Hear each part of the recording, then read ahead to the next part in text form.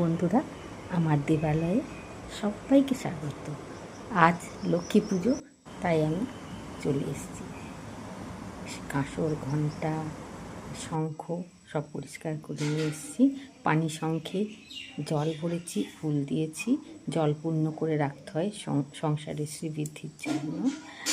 পূর্ণ ঘট রেখেছি, তাতে ফুল দিয়েছি,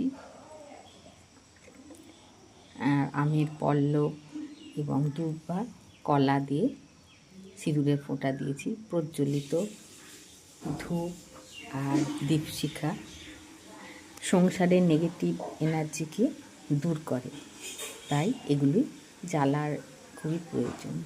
ধুনো তো জীবাণুমুক্ত করে ঘর দুয়ারে, তাই ধুনো দেওয়াও আবশ্যক দেবালয় তথা সমস্ত ঘর দুয়ারে। এইভাবে ধুনোর গন্ধে আমাদের সংসারের যত নেগেটিভ এনার্জি দূর হয়ে পজিটিভ এনার্জি আগত হয় এবং সংসারে সুখ